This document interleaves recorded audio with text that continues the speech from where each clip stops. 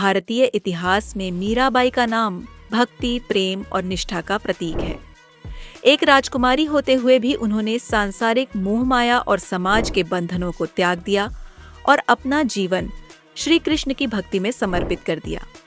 उनकी कहानी न केवल एक भक्त की अद्वितीय गाथा है, बल्कि यह भी दिखाती है कि सच्चा प्रेम हर बंधन से परे होता है। इस लेख में हम मीराबाई के जीवन की घटनाओं, उनके संघर्षों और उनके अनन्य प्रेम की विस्तृत चर्चा करेंगे और इसमें उनके जीवन के हर पहलू को गहराई से कवर किया जाएगा।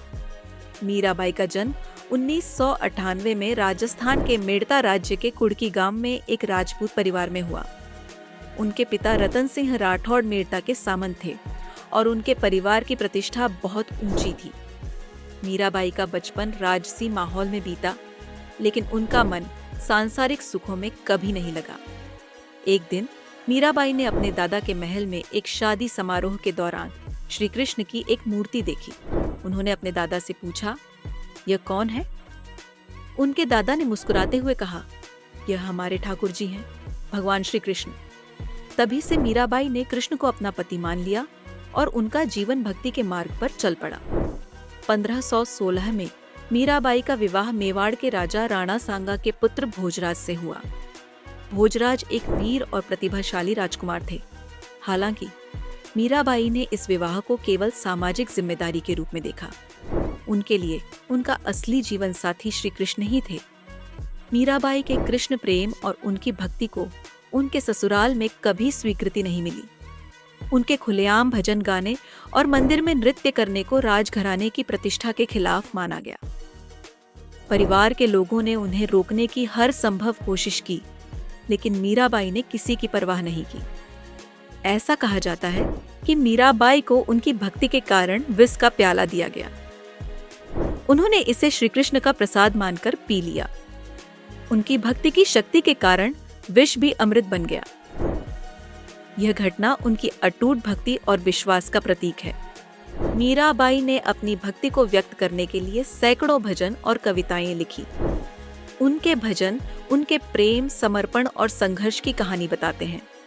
उनके कुछ प्रसिद्ध भजन हैं, मेरे तो गिरधर गोपाल, दूसरो न कोई, पायो जी मैंने राम रतन धन पायो, मोहे लागी लगन गुरु चरणन की।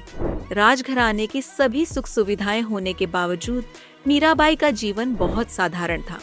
वह सादे वस्त्र पहनती थीं और अपना अधिकांश समय मंदिर में भजन गाने और साधुओं के साथ बिताती थीं।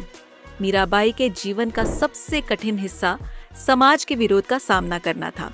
एक राजकुमारी के लिए यह असामान्य था कि वह खुलेआम नृत्य करे, गाए और साधुओं के साथ समय बिताए। समाज ने उन्हें पागल तक कहा, लेकिन उन्होंने किसी की परवाह नहीं की। ससुराल में बढ़ते तनाव और विरोध के कारण मीराबाई ने महल छोड़ने का निर्णय लिया। उन्होंने सांसारिक बंधनों को त्याग कर कृष्ण भक्ति को अपना जीवन बना लिया। इसके बाद वह साधुओं के साथ तीर्थ स्थलों की यात्रा पर निकल पड़ी। मथुरा, श्री कृष्ण की लीलाओं की भूमि की यात्रा की। वहां उन्होंने कई मंदिरों में जाकर भजन गाए और साधुओं के साथ समय बिताया। मथुरा में उनकी भक्ति ने उन्हें और भी अधिक प्रसिद्ध बना दिया। वृंदावन में मीराबाई ने साधु संतों के साथ समय बिताया और अपने भजनों के माध्यम से लोगों को प्रेरित किया। वृंदावन में रहते हुए उन्होंने श्री कृष्ण की भक्ति को नई ऊंचाइयों पर पहुंचाया। अपने जीवन के अंतिम दिनों में मीराबाई द्वारका गई। कहा जाता है कि वहां उन्होंने श्री कृष्ण के मंदिर में अपना पूरा समय बिताया। एक दिन जब वह भजन गा रही थी तो उनकी आत्मा श्री कृष्ण की मूर्ति में विलीन हो गई। यह घटना उनकी भक्ति की पराकाष्ठा का प्रतीक है। मीराबाई का जीवन केवल एक भक्त की कहानी नहीं है, बल्कि यह प्रेम, निष्ठा और साहस की अद्भुत मिसाल है। मीराबाई की शिक्षा, सच्चा प्रेम और भक्ति हर बाधा को पार कर सकती है। समाज के बंधनों से ऊपर उठकर अपने विश्वास के प्रति समर्पित रहना चाहिए। भक्ति में वह शक्ति है जो विष को भी अमृत बना सकती है। मीराबाई का जीवन भक्ति, प्रेम और साहस का प्रतीक है। उनकी कहानी हर उस व्यक्ति को प्रेरित करती है जो समाज के बंधनों से परे जाकर अपने लक्ष्य की ओर बढ़ना चाहता है। उनकी रचनाएं और भजन आज भी हमें यह याद दिलाते हैं कि भक्ति का मार्ग कठिन हो सकता है, लेकिन उसकी मंजिल बेहद सुंदर होती है। मीराबाई का जीवन एक अमर गाथा है जो युगों युगों तक लोगों को प्रेरित करता रहेगा।